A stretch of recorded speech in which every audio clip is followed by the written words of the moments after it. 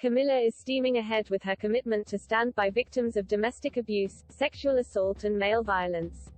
On Wednesday, she delivered a keynote speech at the Shame Festival, also attended by the Prime Minister's wife, Carrie Johnson. In her speech, she asked the audience to join her in paying tribute to the many precious lives of women that have been brutally ended by violent men.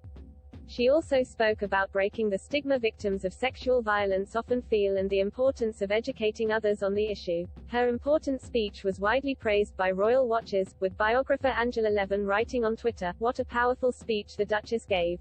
It was an honor for me to be there." Many fans of the Duchess and Twitter users alike also joined in the celebrations of her speech and commitment to end violence against women and girls. One Twitter user named Chris wrote, "I hugely admire and appreciate the work that the Duchess is doing in this sector, it's so important." Another, Joanne Callos, said, "Let's hope and pray that Camilla's words don't fall on deaf ears." A third, Elise Fay, pointed out how direct and raw the Duchess' speech was. They said, "Powerful indeed.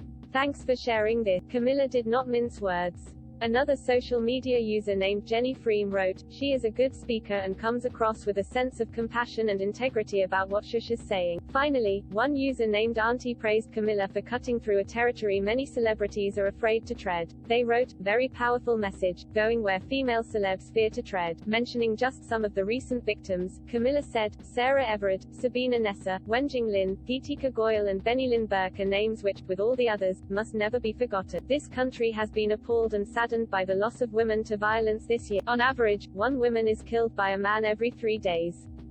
The Duchess also mentioned a crime survey for England and Wales showing 144,000 women were victims of rape or attempted rape in the last year, which equates to roughly every hour. Speaking about the need to break the stigma and the importance of speaking out about sexual harassment, Camilla also said, "Together, today, let us resolve to support survivors to be shameless, and not to take on misplaced feelings of stigma. Through speaking up about our experiences, we break the wall of silence that allows perpetrators to go unpunished and increases the feeling of isolation that so many survivors describe."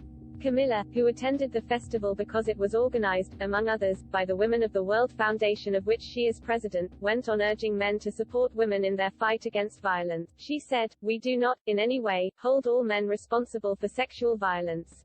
But we do need them all on board to tackle. After all, rapists are not born, they are constructed. So let us all leave here today and try and get the men in our lives to participate in building a shameless society." Camilla ended her powerful remarks by saying, "How many more women must be harassed, raped or murdered before we truly unite to forge a violence-free world?"